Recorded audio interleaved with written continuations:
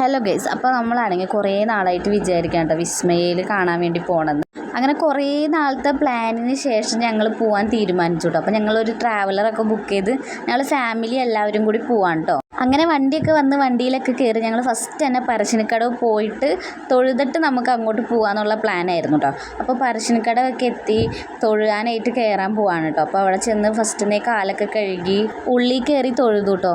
പക്ഷേ ഉള്ളിലൊന്നും phone allowed അല്ലാത്ത കാരണം കൂടുതൽ വീഡിയോസ് ഒന്നും എടുക്കാൻ പറ്റിയില്ല കേട്ടോ. പിന്നെ നേരെ നമ്മൾ വിസ്മയയിലേക്ക് വെച്ച് പിടിച്ചു കേട്ടോ. ഞങ്ങളാണെങ്കിൽ അവിടെ ചെന്നപ്പോൾ നല്ല ക്യൂ ആയിരുന്നു കേട്ടോ ടിക്കറ്റൊക്കെ എടുക്കാനായിട്ട്. അങ്ങനെ വേഗം തന്നെ ഞങ്ങൾ ടിക്കറ്റൊക്കെ എടുത്തു കേട്ടോ. പിന്നെ അത് തുറക്കുന്ന ടൈമേ ആയിട്ടുണ്ടായുള്ളൂ കേട്ടോ ഞങ്ങൾ എത്തുമ്പോഴേക്കും. അതുകൊണ്ട് തന്നെ വേഗം തുറന്ന് ഞങ്ങൾ വേഗം അകത്തേക്ക് കയറി കേട്ടോ. ഫസ്റ്റ് തന്നെ നമ്മൾ പിള്ളേർക്കുള്ള റൈഡിലാണ് കേട്ടോ കയറിയത്.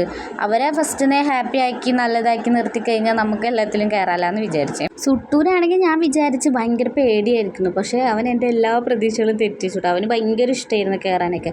ഈ കുതിരയിലൊക്കെ അവൻ തന്നെത്താനിരിക്കുന്നു ഞാൻ ഒട്ടും പ്രതീക്ഷിച്ചില്ല കേട്ടോ. പക്ഷെ അവൻ ഒരു പേടിയില്ലാതെയാണ് അവൻ ഇരുന്നത്.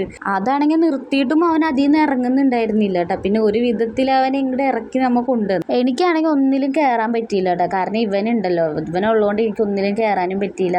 അതേപോലെ തന്നെ ഇവൻ നല്ല ഹാപ്പി ആയിരുന്നു. അതുകൊണ്ട് എനിക്ക് വലിയ കുഴപ്പമില്ല കേട്ടോ. പിന്നെന്ന് വെച്ചാൽ കുറേ വെള്ളത്തിലുള്ള റൈഡിലൊക്കെ ഞാൻ കയറി കേട്ടോ. കുറേ കഴിഞ്ഞപ്പോൾ ഇവൻ ഉറങ്ങിയായിരുന്നു. അപ്പോൾ പിന്നെ ഞാൻ ഇവന് ആൻറ്റിയുടെ കൈ കൊടുത്ത് ഞാൻ കുറച്ച് നേരം വെള്ളത്തിലൊക്കെ ഇറങ്ങി കളിച്ചായിരുന്നു. പിന്നെ വെള്ളത്തിലായാലും ഇവൻ ഇറങ്ങിയിട്ട് പിന്നെ കയറുന്നൊന്നും ഉണ്ടായിരുന്നില്ല കേട്ടോ. ഈ അർമാദിക്കലൊക്കെ കഴിഞ്ഞിട്ട് അവസാനം എല്ലാവർക്കും പനി വന്നു കേട്ടോ. സുട്ടു അഡ്മിറ്റ് ആവുകയൊക്കെ ചെയ്തേ. ഭയങ്കര സീനായിപ്പോയി.